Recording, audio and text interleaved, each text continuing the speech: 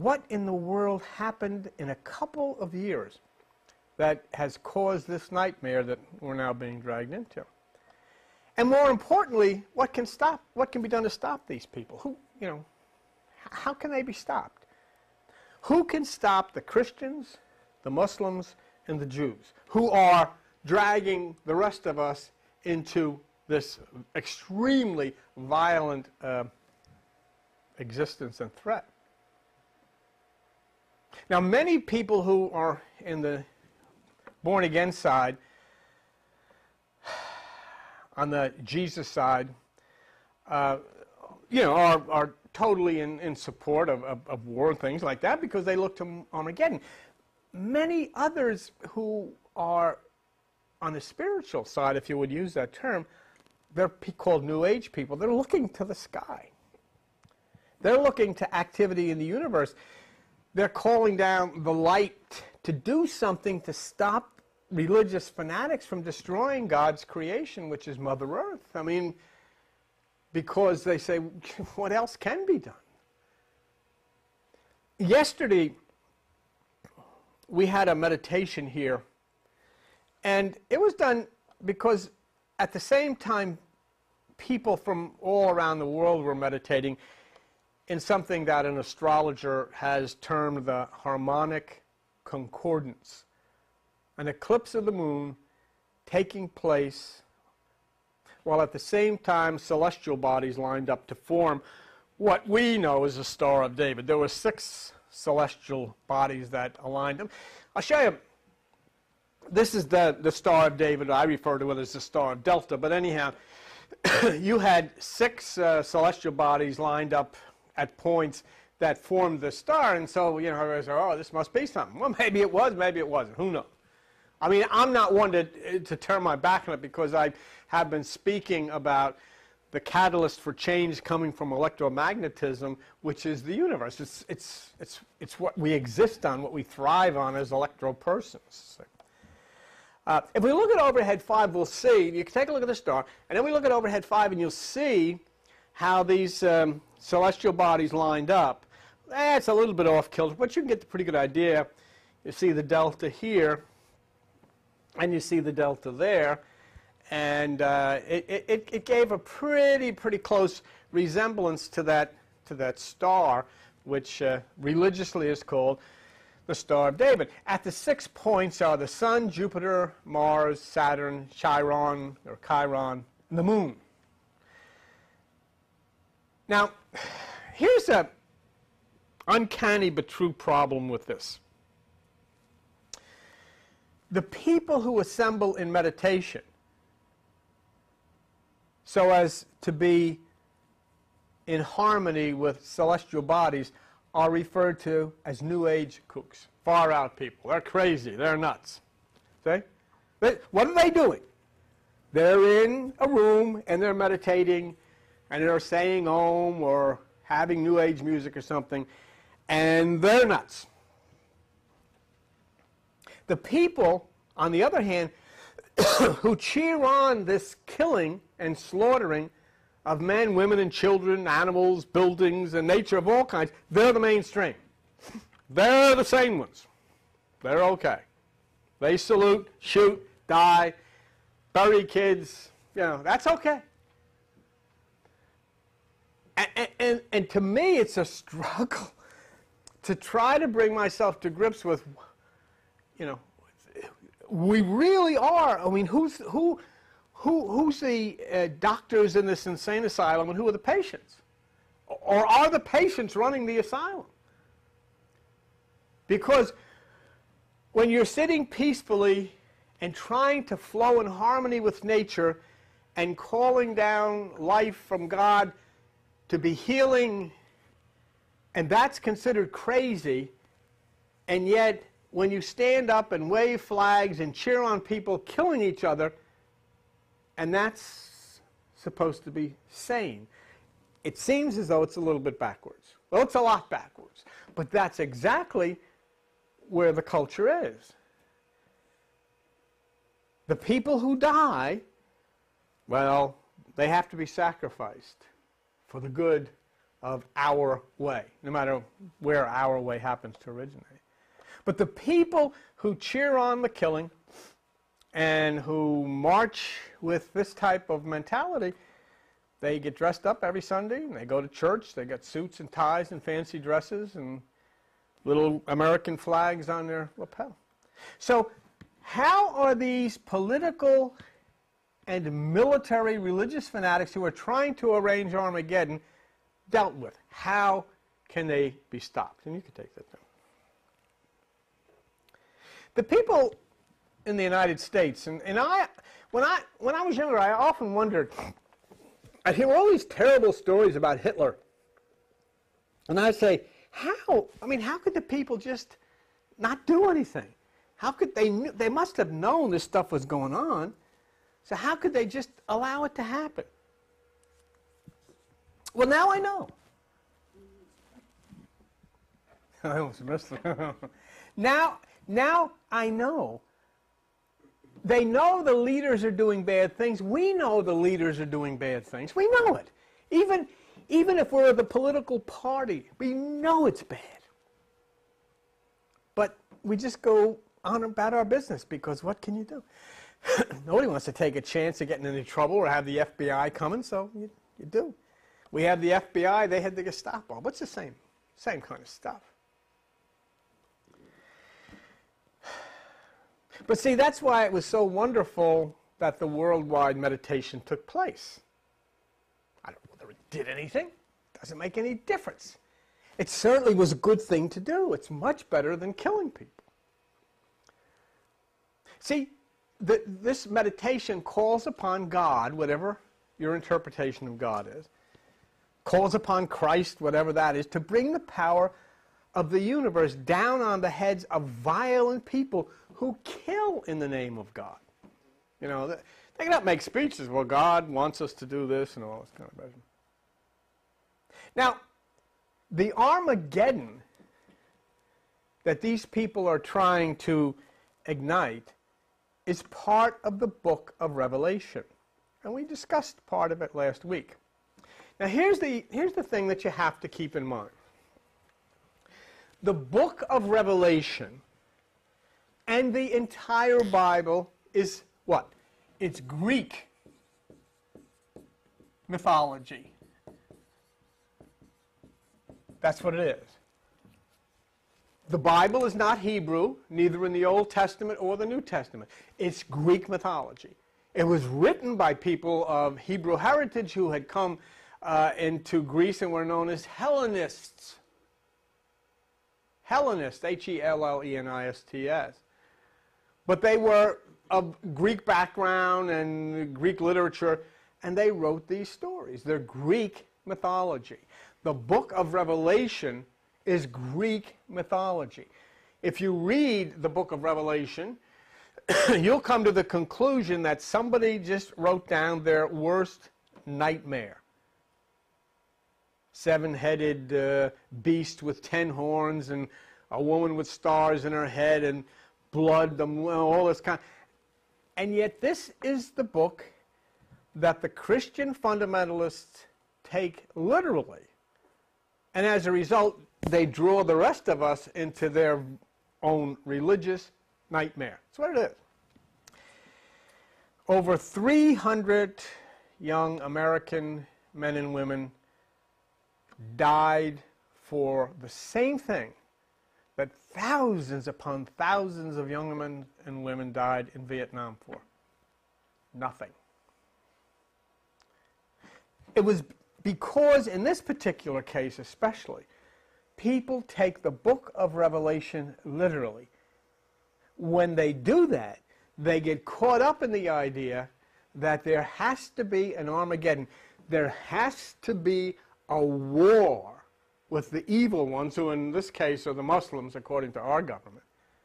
And when we win that war, no matter how much blood flows, Jesus Christ will then come back to reign for 1,000 years. But the war of Armageddon has to take place. The president knows that. His generals know that.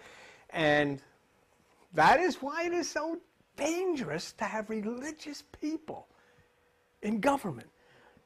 So terribly dangerous. And that's why the people who put this country together said they have to separate this stuff.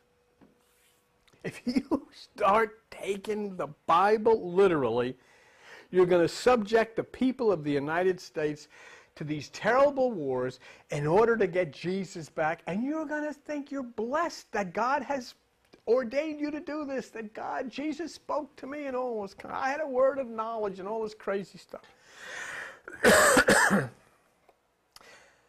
The book of Revelation is a book of very strange symbols, and they are written from another dimension. They're written from the same dimension that you visit when you go to sleep at night. And you put your body to sleep, and you get out of your body, and you go off into that dimension. That's where that stuff came from.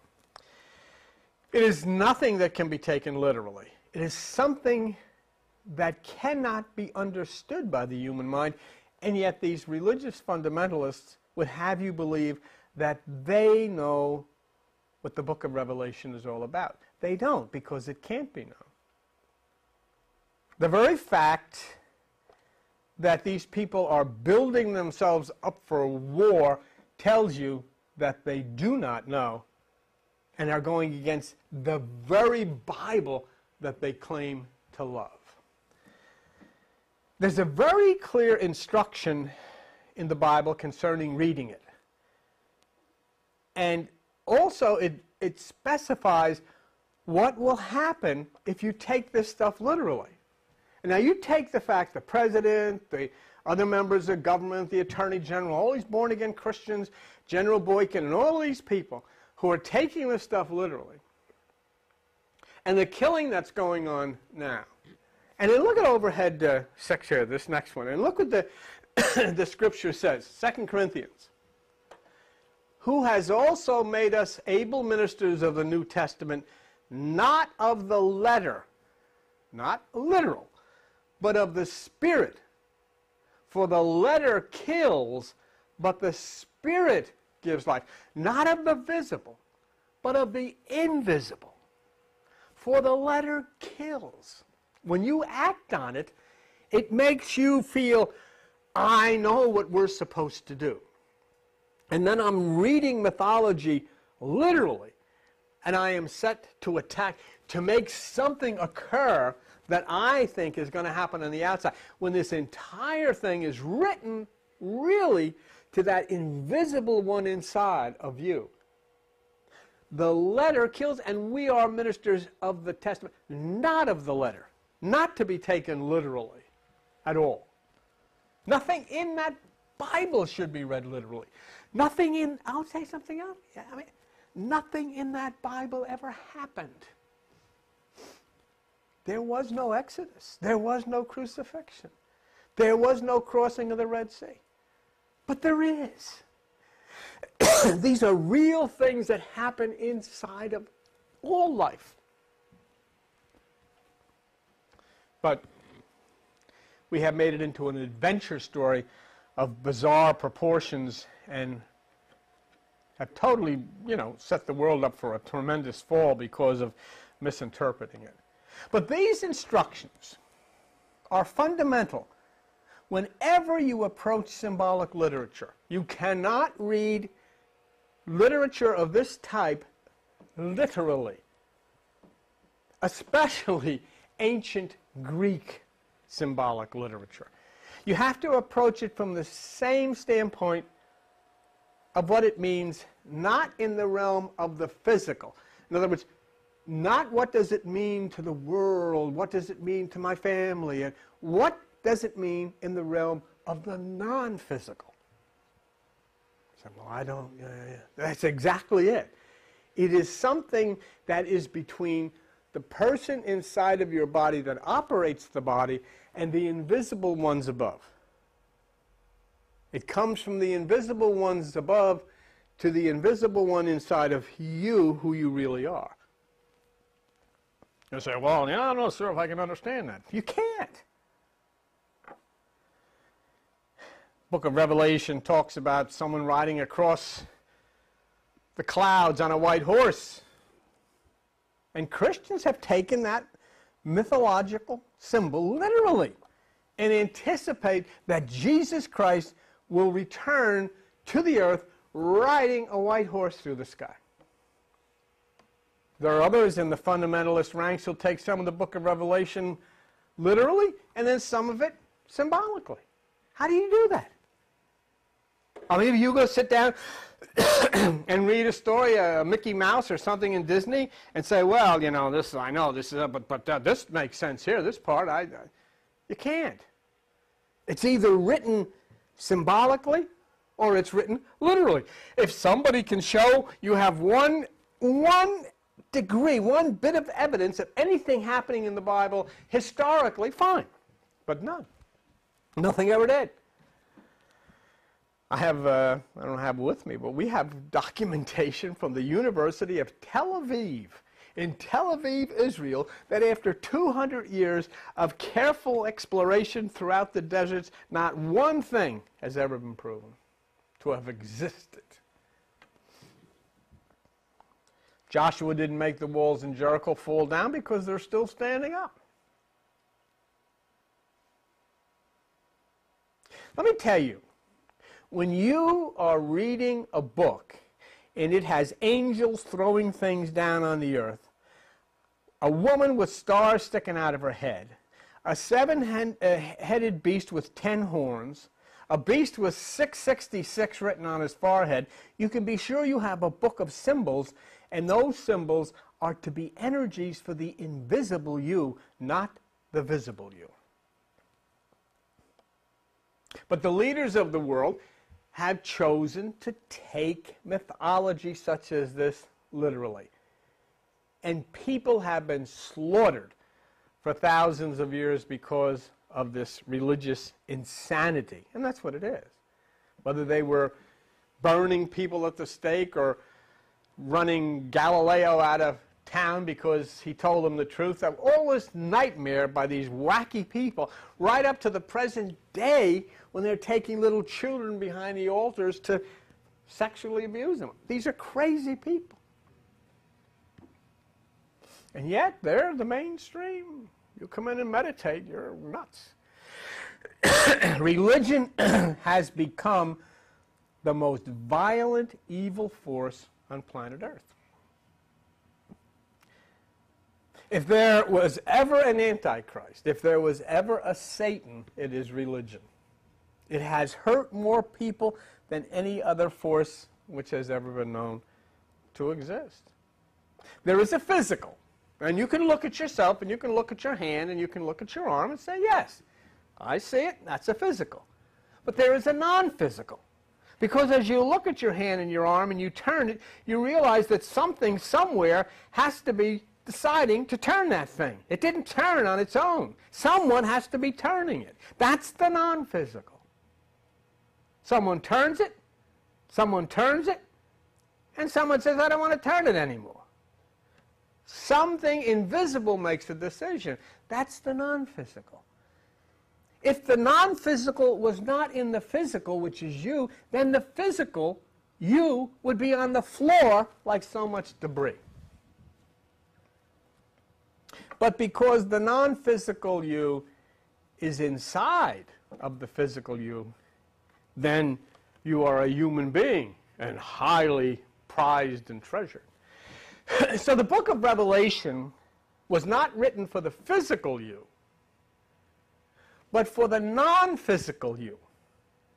And the non-physical you has been inside of that body waiting and waiting and waiting to hear and understand communication and direction from your true home, from your true family. I mean, think of yourself. The person that turns that arm, where did that person come from? Who is that person's true family? Not the physical body. I'm talking about the person inside who operated. Where did that person, and who was that person waiting to hear from, to receive communication and instruction from? That's what the book of Revelation is for. Not for the arm that turns, but for the invisible person who turns it. The invisible ones who were with you before you arrived here. Who were with you in bodies and who will be with you again, the non-physical state. So strange things like those found in Revelation have to be considered as energies to the invisible. And when you pick up the book and read it, it's like somebody insane wrote it. You know, if you were to write these things and say, hey, look, I just wrote this, somebody would call a psychiatrist or else take you away and put you in a mental hospital. The reason that it appears the book of Revelation was written by somebody who is insane is because it's true. They are written, in reality, they are insane. They are not for what your family or your friends consider to be sanity. Sanity is listening to the president, listening to the government, listening to the teacher, listening to the officers, the police, listening to the doctors, listening to all of these people. That's sanity. Okay? Insanity is listening to something outside of this realm that doesn't exist. But that's why they all crowd into the churches every Sunday. And they sing songs. Because they're trying to also listen to something that doesn't exist. But at the same time, they want to listen to the government and to the doctors and to the lawyers and to all these people, the teachers. See, I'm going to listen to both of them, but you can't. You've got to listen to just that one. The abyss of the mind where there is nothing of the physical. Insanity. That's what the book of Revelation was written for. In writing the book of Revelation, and this is something that you should think about, as all Scripture is written this way, mythologically, the techniques of deception are used. And it's most important. For those of you who do not dwell in the higher realms of the right side, you'll read these things and you'll be intentionally misled by the use of earthbound identities. Let me show you what I mean. Let's look at overhead 7 from the book of Revelation. Revelation 1:4. John, to the 7 churches which are in Asia, grace be unto you, and peace from him which is, and which was, and which is to come, and from the 7 spirits which are before his throne. That's what it says.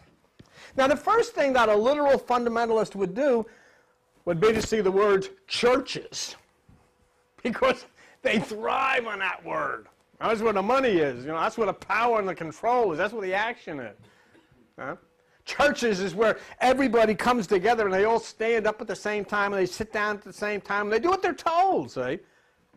So churches is a very important word there to the fundamentalists.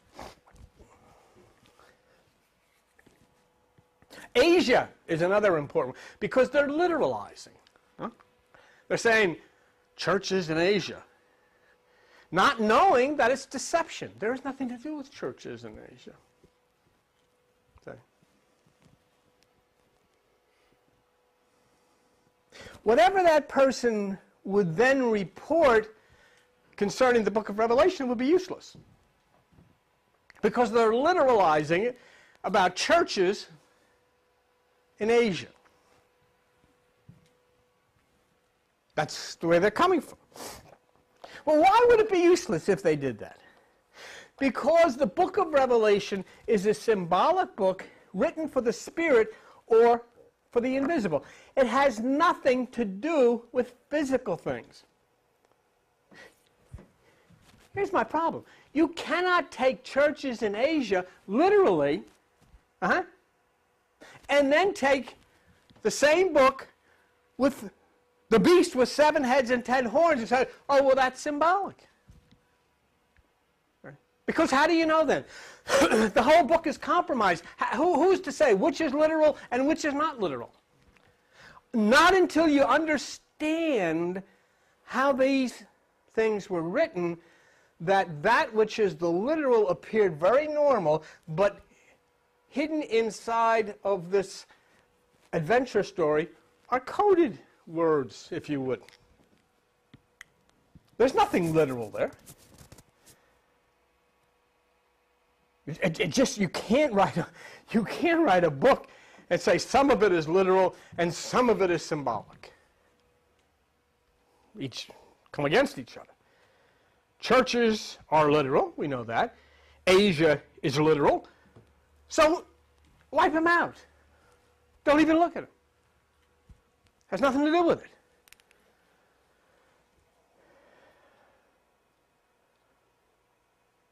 We can take 7 because we know of its symbolic value throughout the entire Bible.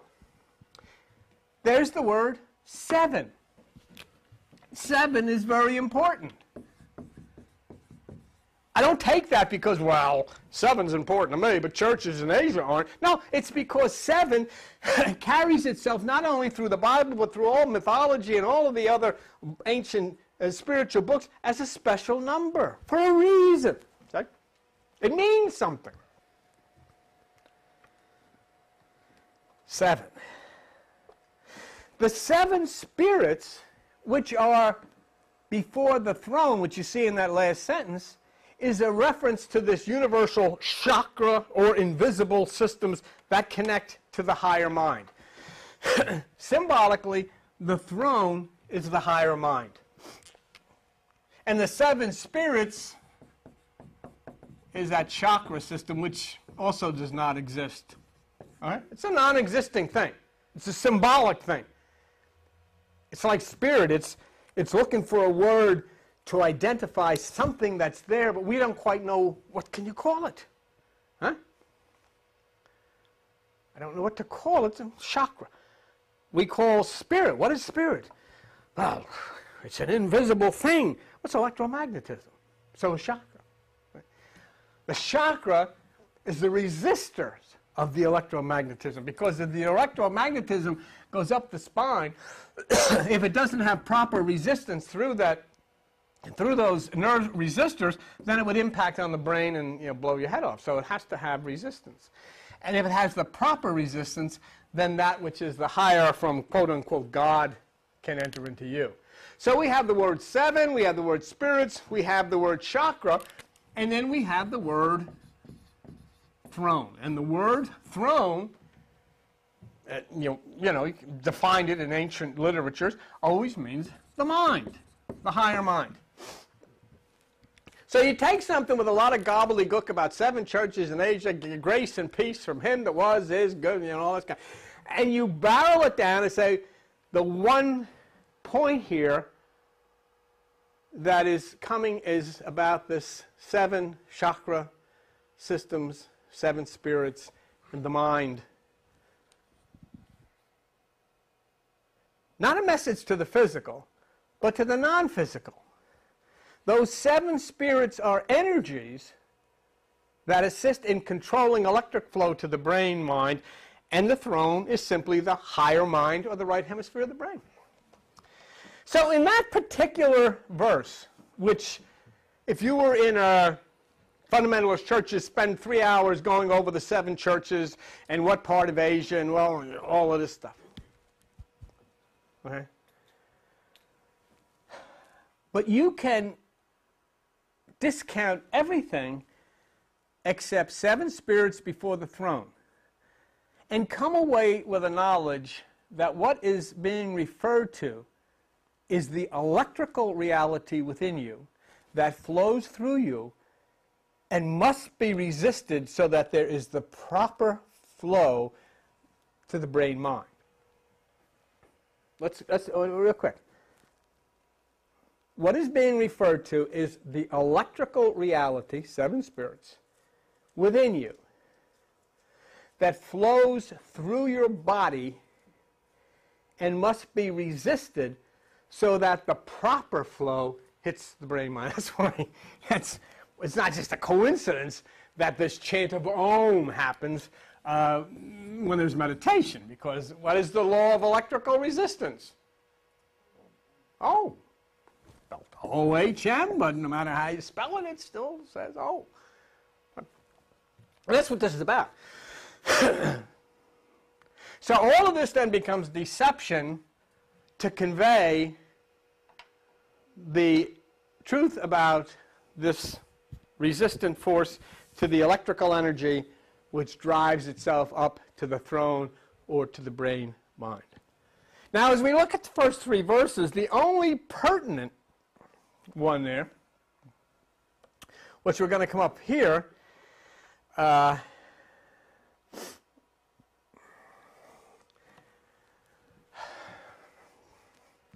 go to the next.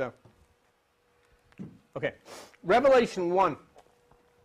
The revelation of Jesus Christ, which God gave unto him to show unto his servants things is at to come shortly to pass, and sent, signified by his angel unto his servant John. More stuff.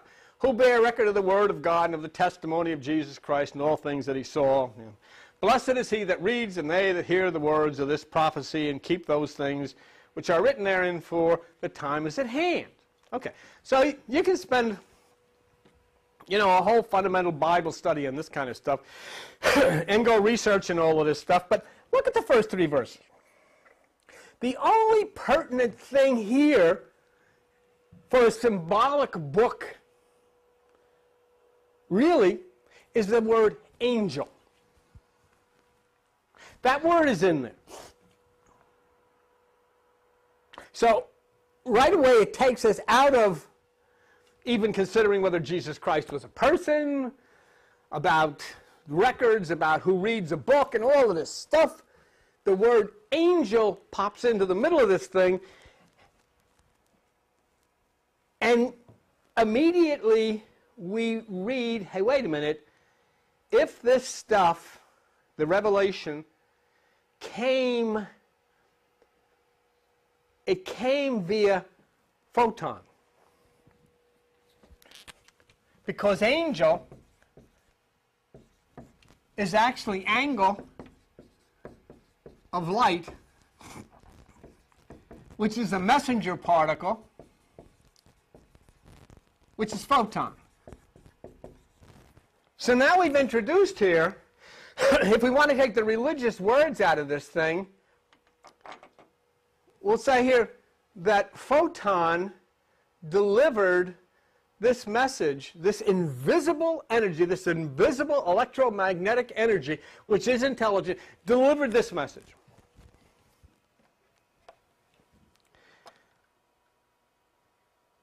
Now, look at here. Can we take this literally? Good. Blessed is he that reads this book, keeps these things which are written, for the time is at hand. Let me tell you something. This was written around 2,000 years ago. The time was at hand 2,000 years ago. To people who read it 1,500 years ago, the time is at hand. To people who read it 1,000 years ago, the time is at hand. The people who read it 500 years ago, the time is at hand. See, the problem with when you take something like this, the book of Revelation, it depends when you live. And it can be anything you want it to be. You can make it into whatever you want it to be. If you want the city that burns down in an hour to be New York and the World Trade Center, why not? It's ours. It happened with us.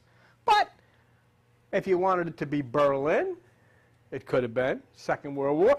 You want it to be Tokyo, could have been that.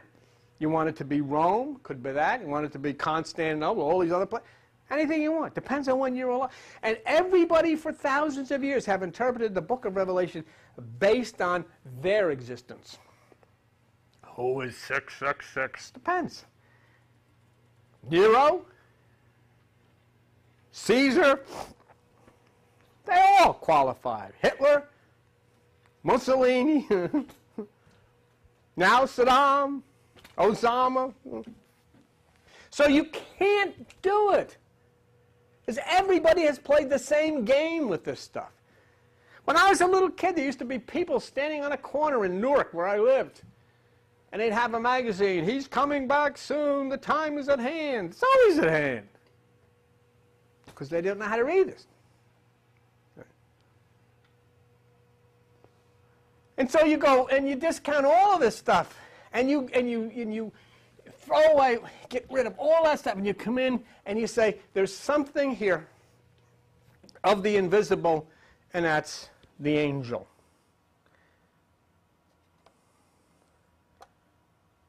The only thing that's really relevant in these words is that the information that we are discussing in the book of Revelation came from Photon, a messenger particle, an angle of light, which causes an arc in the human brain mind, which we in religious terms call an arc-angle or an archangel.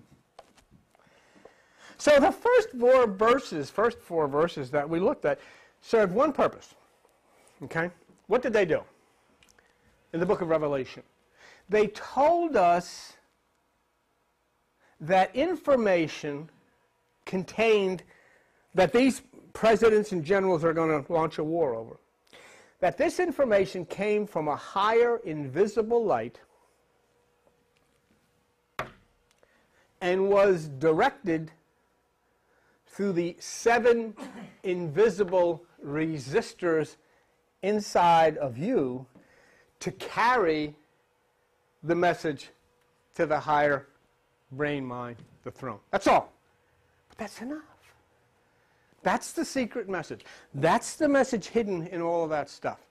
That this information in this quote-unquote book came from Photon, a higher energy angle of light, to interact through the 7 resistors, nerve centers inside of you, and direct that energy up to the higher mind, throne mind, so you could access it via meditation.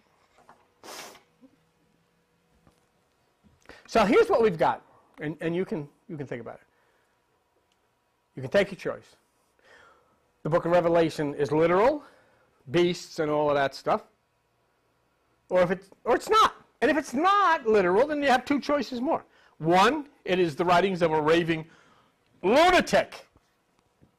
Or 2, it is a coded message of extreme importance written from the home base to those of us who have left the home base and taken on physical bodies. I can look right at each one of you, say you don't remember your home base, you don't remember where you came from before you arrived here, but you knew me, I knew you, blah, blah, blah, in that electro-person realm.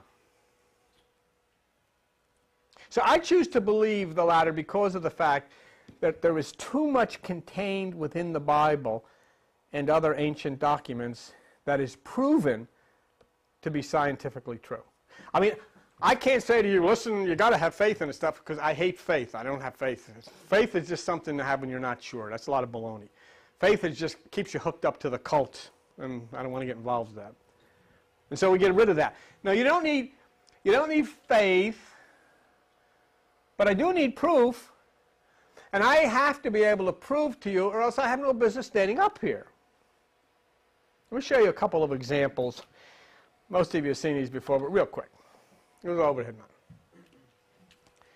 Genesis 2:21, and the Lord God caused a deep sleep to fall upon Adam, and he slept, and he took one of his ribs and closed up the flesh. And that's when God ripped a rib out of Adam and made a woman.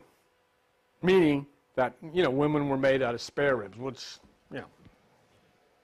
that's not for me to say. You know what this is? What you're looking at in that sentence there convinces me that this Bible was written by a higher intelligence, an invisible intelligence, and is absolutely true.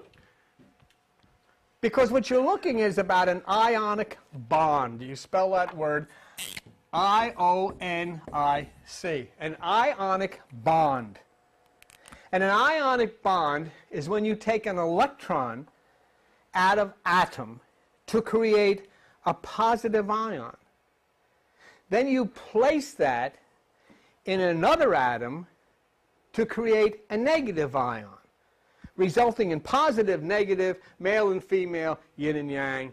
In other words, all life began with the splitting of the atom, A-T-O-M, Well, do you know what? I can prove it. If this is literal, it's nonsense. But if it's not, and I know it's not, then I can prove it's true, because I understand the ionic bond. that goes on between electrons and atoms. Now look at 33. And you shall hang up the veil under the taches. Exodus 26. You may bring in thither, yither, within the veil, the ark of the testimony, and the veil shall divide unto you between the holy place and the most holy. That's the construction of the temple. So you say, well, you know.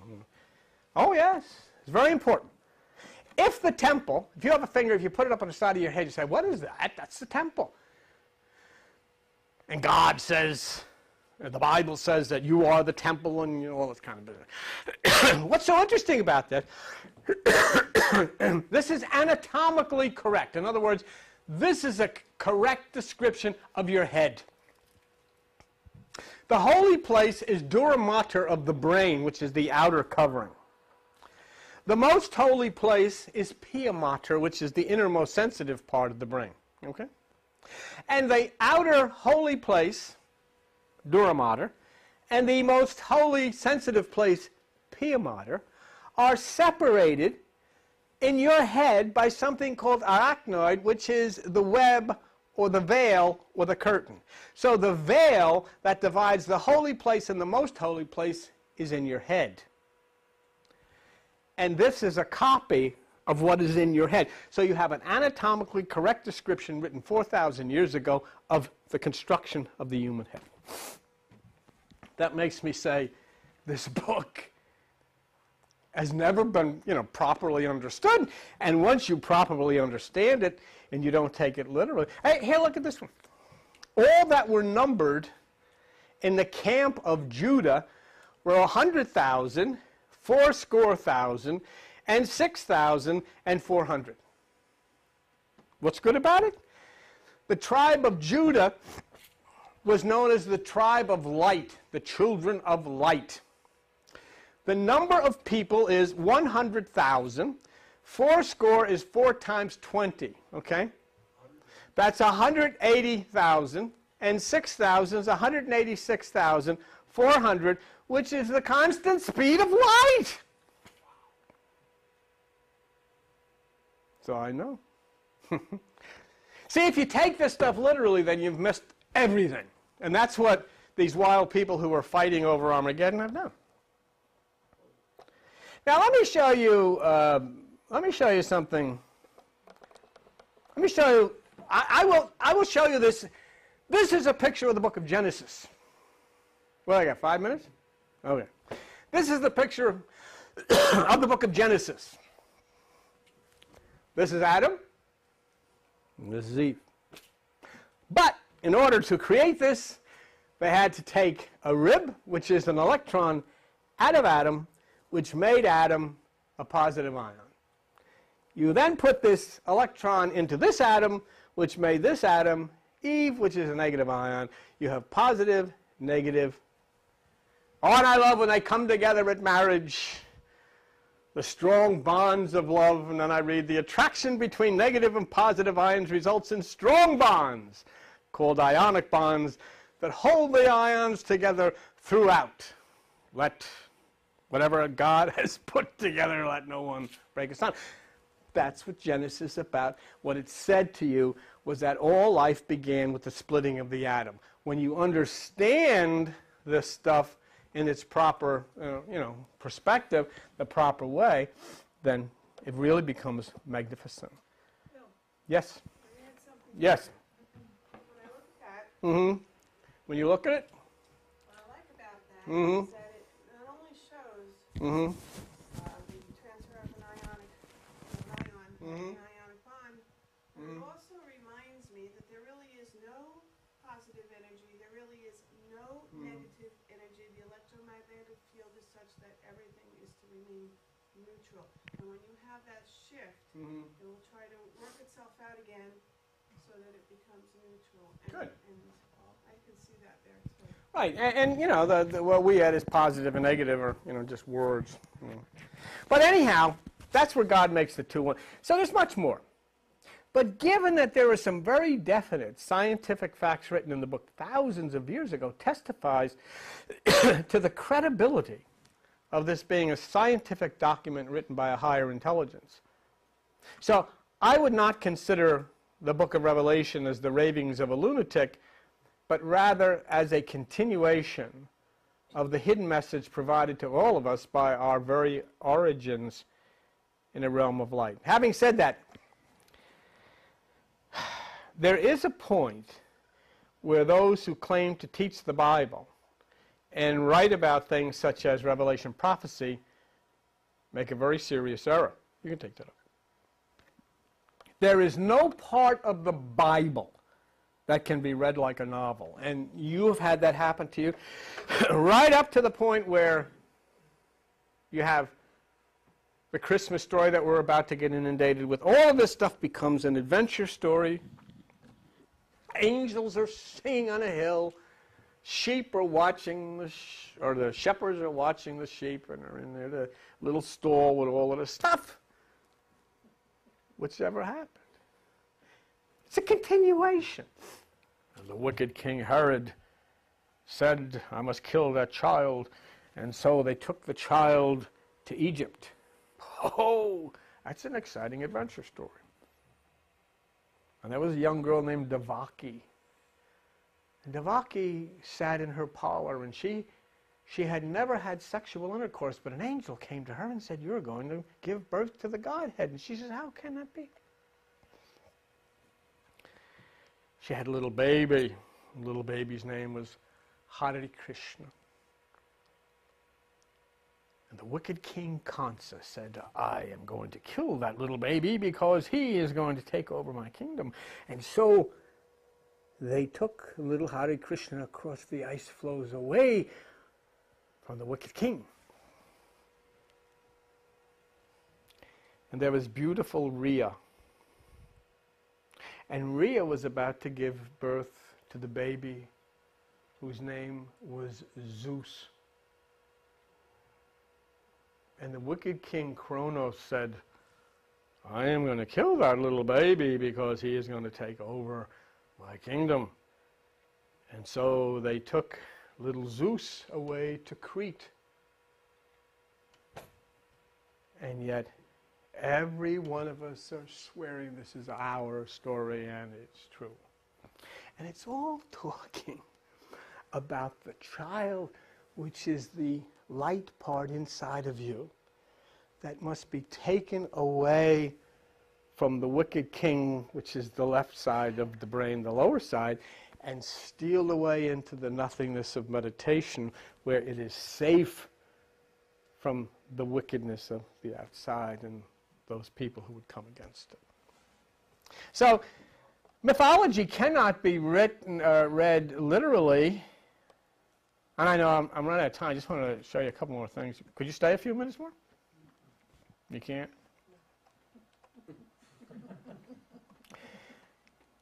Well, let me just show you real quick. It's found in all Greek mythology, and that's what the Bible is. Let me show you here.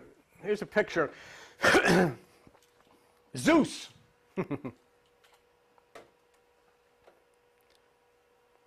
That's Zeus. That's the first one in the long line of gods. He's the youngest son of Titans, Cronus and Rhea. And as I said, when he was born, his king father, Kronos, wanted to kill him, and so they had to take him to Crete, which is a variation on the story about Jesus and Krishna. So in looking at the Bible, one doesn't have to read stories, but looks to see those points where deep scientific truths are covered and hidden, so they can then reveal those things which are to come. You can take that Zeus off. The book of Revelation has deep and important, mysterious truths hidden within the ramblings that we see. Angels and strange beasts and bizarre activity occurring on earth, and winding up with the glorious finale of we all live happily ever after. And so the writers and the Revelation wizards who interpret